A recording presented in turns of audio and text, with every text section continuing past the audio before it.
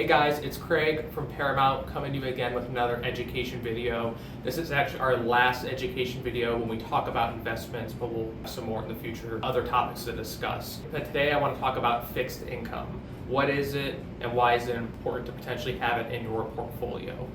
So first I'm going to talk about the types and then talk about the things of the fixed income allows us to do.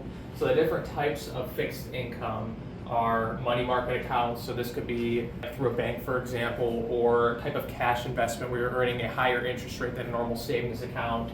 You have strict cash, so putting the money in Ally Bank or PNC Bank, and then CDs, certificate deposits, typically again through banks, where you're earning a higher interest rate, but then you also have to have that holding period. You're locking it up for that 8 to 12 months, potentially longer, depending on the terms of the CD. Then you also have bonds and bond funds.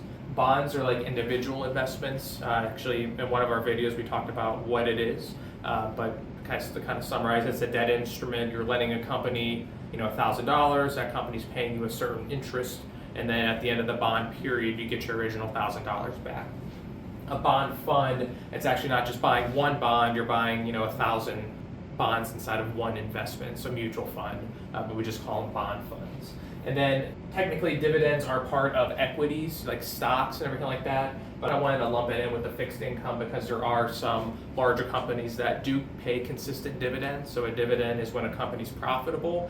As an incentive to that shareholder, the company says, hey, we're profitable, you get some money, you get the share in the profits in the form of a dividend, so they're able to pay that. So I did want to include that in there as well.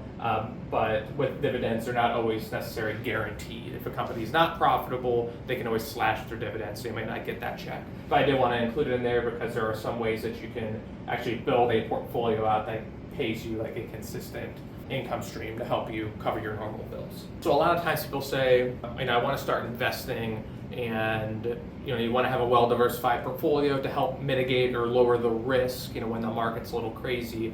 Fixed income is a way to help with that volatility. So when the stock market is usually in a recession period or when it's on the decline, usually people flock to fixed income because it's more stable. However, there are also some risks with the fixed income, such as like increasing interest rates. So for instance, back in 2022, the market was down and the fixed income market was down as well because we had rising rates so quickly. So it was one of those years where there was actually all the investments were down for the year. So why is it important to have fixed income? So it helps create a well-diversified portfolio, not all your eggs in one basket, right? But a couple reasons is annual asset rebalancing. So what annual asset rebalancing does, you have, say, large companies and you have small companies. Well, in a given year, the large companies might be doing well, small companies might not be doing so well. So you sell your winners, you buy what's on sale at a discount, because eventually the small companies are going to do well and then large companies aren't going to be doing well. So annual asset rebalancing helps with rates of returns, at least based on some previous articles that I've read, some research reports, but it also helps keep your portfolio in line with your risk tolerance, how much risk you're comfortable with taking with the investments.